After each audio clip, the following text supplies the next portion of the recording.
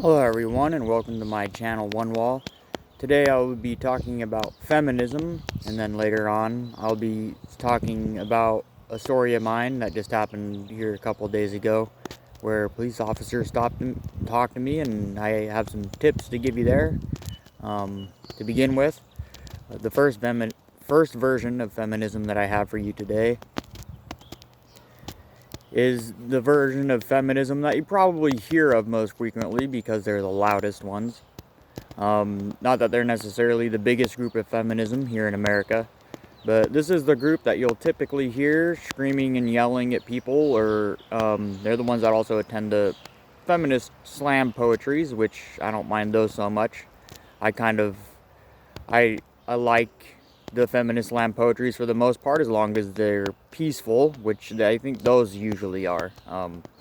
They usually run protests and other things like that outside of that, and those tend to not be quite as peaceful. They've been seen many a times. There's many videos out there that are recorded of them harassing people, just kind of targeting the first person they see. And, usually they have their own victim complex as they do this. They'll see a random stranger, claim that themselves is a victim, and proceed to harass the stranger as if they've done something to them. And, well, it's clear that they don't even know them. So, this branch of feminism, but they really are probably the loudest ones heard of in the media. If there's a positive side to them, to put a positive note on them, I kind of like how they sort of portray these big egos, so to speak. They are loud, but they are obnoxious. And, well, the quality that's good about them is that they're not afraid to be who they are. They're not afraid to tell you what they think. And I think that part of it is really good. If I could just take that away from that and kind of apply that to other things, I think that quality in of itself, to be yourself and not be afraid, is very nice. And we should follow them there. But as far as their movements and what they try to do, it seems to be less about promoting anything to do with women, but it rather seems to be it has to do with enslaving men, or just having inherent prejudice against them. It's this notion that I deserve less rights, I guess because I'm born with a little bit more muscular capability or something to that extent. And that's about all I have on that first version of feminism. Second of all, the second version of feminism that I'm bringing to you today is a group that you probably don't hear as much from, but this group actually seems to make a lot of progress as far as their efforts. They do exist here in America, but although this faction or version of feminism does exist here in the United States, most of their operations are done outside of the country, and that is because here in America we just don't have, at least legally, a big disposition between men and women. In fact, women are granted favor in our courts. Usually when it comes to things like parental rights, they just they're given a little bit more slack, so to speak, as far as rights over their children and things of that nature. Outside of parental rights, they're usually also given just favor in general in the courtroom, as in just for being a woman. It was a problem not too long ago for women to be falsely accusing men in courtrooms, and men's being punished anyways, even though there was a lack of evidence for their claims that they were making against them. And there were a lot of releases from prison as people were found, usually men, not guilty of crimes usually involving something like rape or molestation or harassment.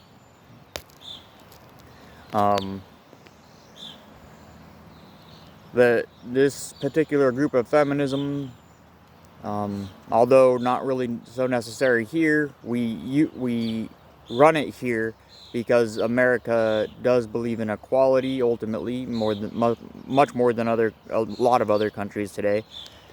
And those countries out there, well, a lot of them still do have less lawful rights for women than men.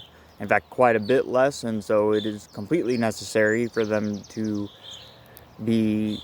They usually get funding, usually through charity, and it's completely necessary for them to be doing this so that they could they run to other countries or look to establish different perimeters with other countries to hopefully bring them up to a more equal level like we are here in America. So that faction of feminism is, I think, that one I see is much better than the first one, of course. I'm not necessarily involved in it. I don't know exactly what they do, but from what I've heard, they do pretty good. So I give them credit there. So the third faction of feminism that I have, or third faction or type of feminism that I have for you today, is the one that I pertain to. This is the word I'm thinking of when I think of the word feminist, as it's the feminism that I ascribe to. And it's a little bit broader. A lot of these concepts are already followed by common culture here in America. It doesn't have anything to do with putting masculinity down in any kind of way.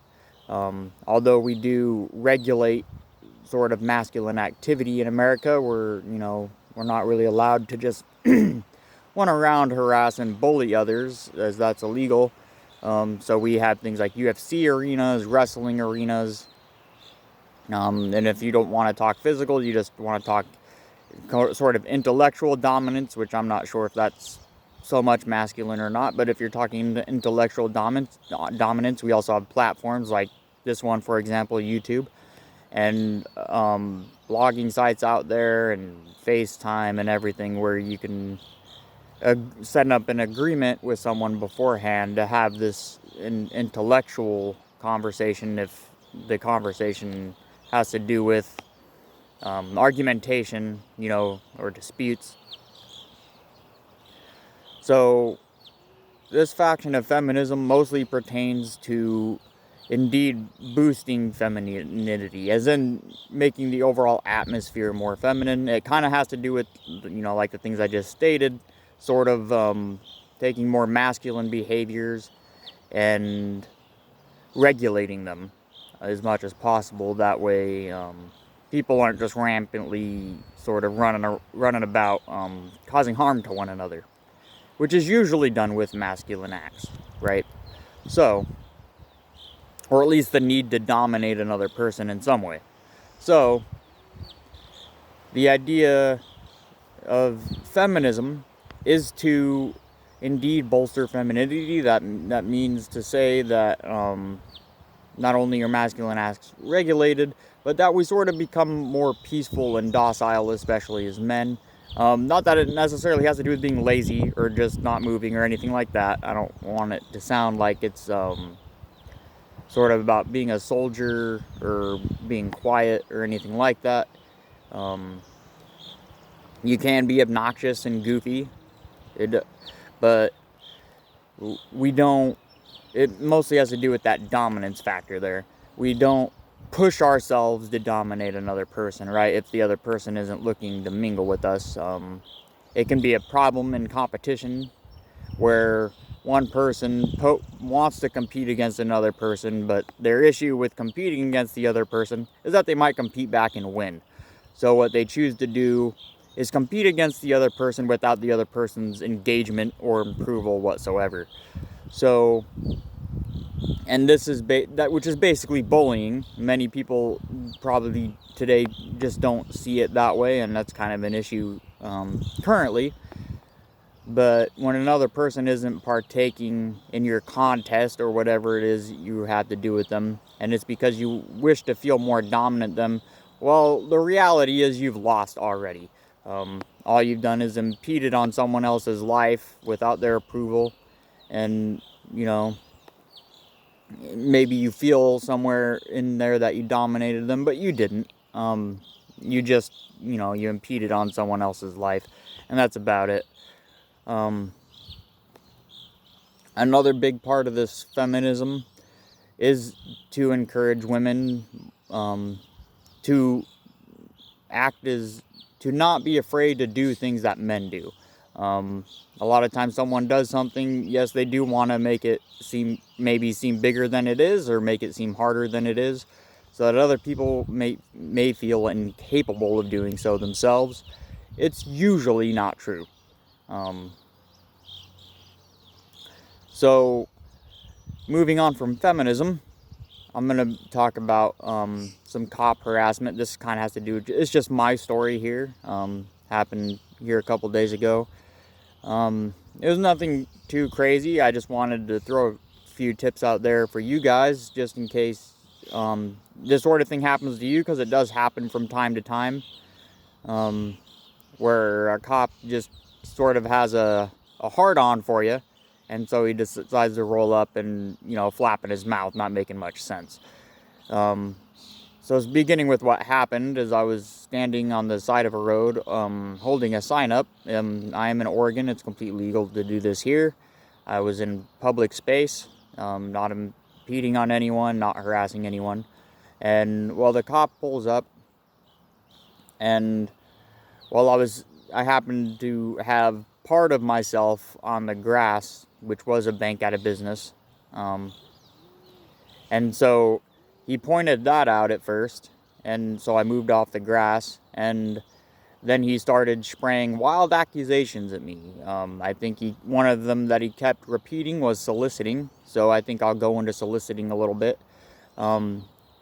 Soliciting, it can be done legally if you're doing things like going door to door and handing out flyers or selling something.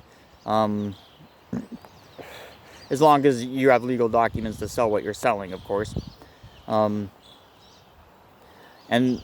standing on the sidewalk holding a sign up. These are legal forms of what you would call soliciting, and the reason it sounds really bad for a cop to sit there and repeat soliciting over and over again is because it could mean a conjunction of different things. Going into the illegal terms of soliciting, soliciting could be going to a business and trying to hand out flyers or sell products on their business's property without their permission.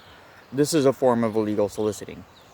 Another form of illegal soliciting pretty much has to do with harassment, and that would be if you were not just trying to hand out flyers or something like that, but if you were sort of haranguing people, as in approaching people in a way that was making them uncomfortable. This is also kind of soliciting. I don't really see why you wouldn't just call it harassment, but it's in there as soliciting. So, one more way of unlawful soliciting is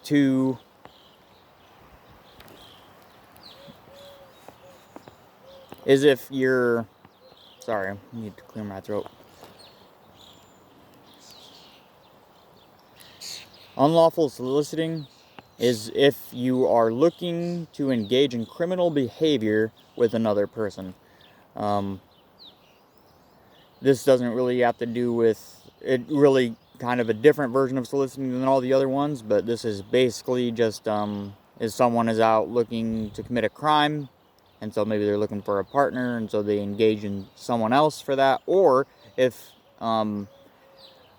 maybe they're handing out flyers or holding a sign up that sort of insists illegal acts, as in they're looking for someone to look for them to engage in legal activity with the other person, rather than trying to draw someone to them to engage in legal activity with them. Kind of the same difference there. So that's pretty much about it. If a cop does decide to stop you and you have no reason to be stopped, just acknowledge that you're not guilty of anything, and don't let them bully you, essentially. Know your rights. Know that just because they're throwing out slandering terms at you does not mean that you're in the wrong. And if you don't know what those terms mean, just question them. You are allowed to question them if you do not know what they are saying. Do not submit just because they say something that you do not understand what they're saying. The cop that did talk to me did say many things that I honestly had no idea what he was getting at. Basically throwing out false claims over and over again, and obviously I was charged with nothing or anything like that because I just wasn't breaking the rules. So that's about all I have for you today. Please leave a like in the comment section if you enjoyed this video. Subscribe to my channel for future content. I also have a Patreon if you want to go there and see what's happening. It's also a good way to find my channel. And feel free to leave a comment in the comment section of this video if you have anything to say. Bye-bye.